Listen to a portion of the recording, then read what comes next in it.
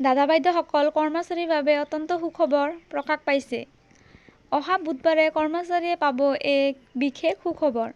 হয় দাদা বাইদেউসকল, আপোনালোকে ঠিকই শুনিছে, সেয়েহে ভিডিঅ'টো সম্পূৰ্ণ চাব।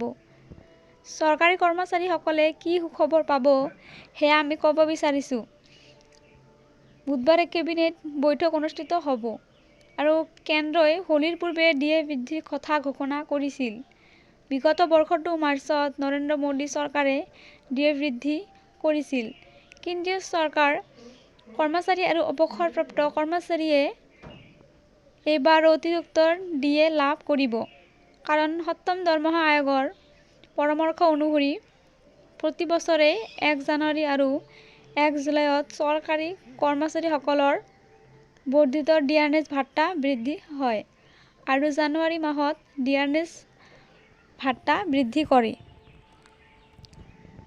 জুলাইত, ছেপ্টেম্বৰ বা অক্টোবৰ মাহত ঘোষণা কৰা হয় ডিএ বৃদ্ধি, আৰু যি তাৰিখতে ডিয়াৰনেছ ভাত্তা বৃদ্ধি কৰা নহওক কিয় জানুৱাৰী আৰু জুলাই মাহৰ পৰাই ইয়াক কাৰ্যকৰী কৰা হয়। হোলীৰ পূৰ্বে কেন্দ্ৰীয় চৰকাৰে কৰ্মচাৰীৰ বাবে আহিব এই ডাঙৰ সুখবৰ।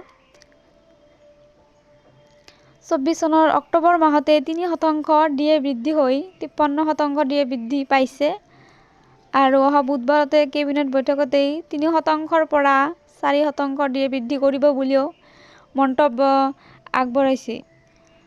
তো দাদা বাইদেউসকল, ভিডিঅ'টো ইমানেই আছিল, সেয়েহে কৰ্মচাৰীৰ প্ৰতিটো শেহতীয়া খবৰৰ বাবে লাইক এটা দি চেনেলটো ছাবস্ক্ৰাইব কৰিবলৈ নাপাহৰিব।